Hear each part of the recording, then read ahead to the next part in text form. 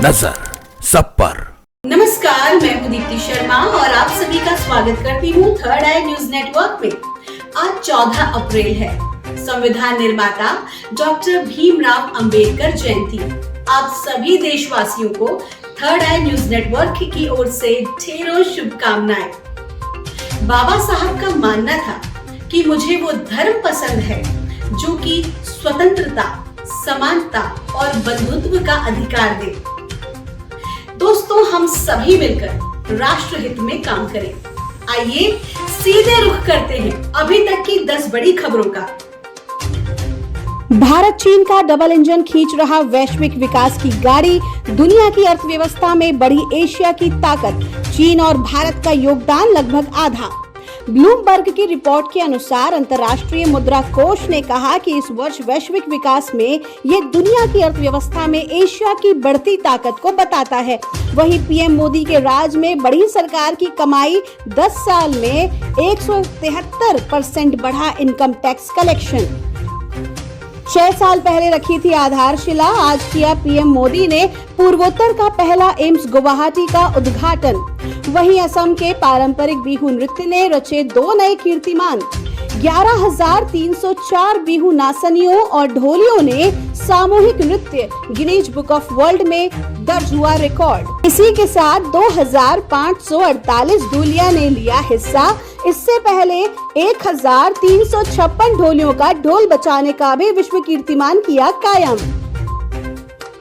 योगी सरकार की zero tolerance नीति के तहत 6 साल में 183 कुख्यात डॉन मिल गए मिट्टी में। अब तक 23,348 अपराधी गए पकड़े। 13 पुलिस कर्मियों ने अपने प्राणों का दिया बलिदान। 1,443 पुलिसकर्मी हुए घायल। मेरठ, आगरा, बरेली में हुए सबसे अधिक एनकाउंटर। वहीं जेल में फूट फूट कर रोया अतीक, बोला हम मिट्टी में मिल गए, मेरी गलती थी, असद की नहीं। क्रिप्टो करेंसी के खिलाफ भारत का रुख सख्त, सामूहिक वैश्विक प्रयास चाहता है भारत। सीतारमण ने कहा दुनिया भर में एक साथ हो समन्वित कार्रवाई।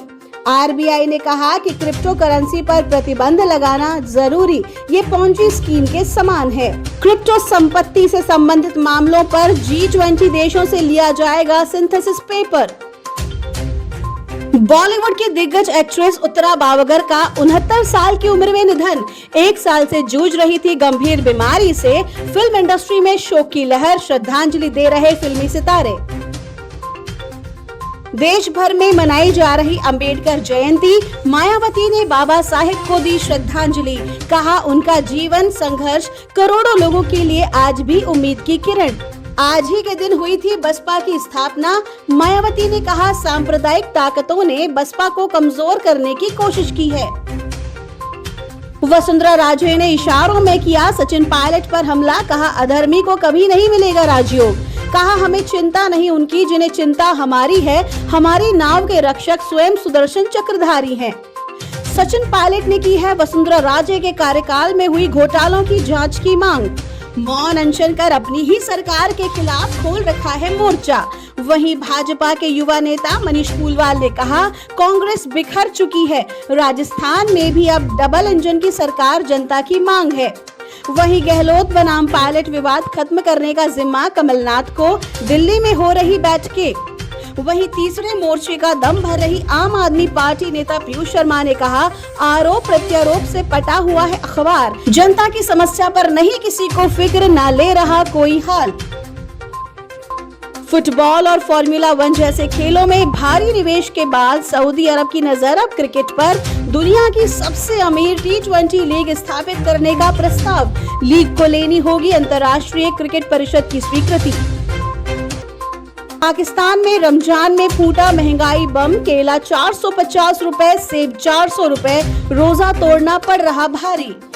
महंगाई की दर 35%, आर्थिक ग्रोथ रेट 0.5%, जो पिछले साल थी 6%। वहीं युद्ध के लिए स्पेशल सेना तैयार करेगा चीन। राष्ट्रपति जिनपिंग ने जारी की नई रूल बुक। खबर खेल जगत से, जहां हार्दिक पांड्या ने किया आईपीएल की आचार संहिता का उल्लंघन, लगाया गया 12 लाख रुपए का जुर्माना। और अब खबरें सीधे बॉलीवुड से। जाने माने डायरेक्टर डेविड धवन की हुई है एंजियोप्लास्टी।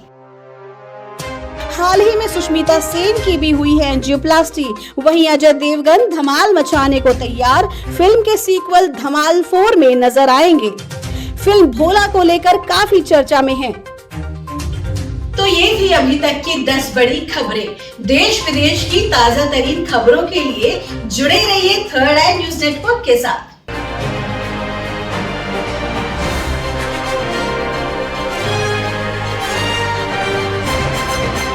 नजर सब पर।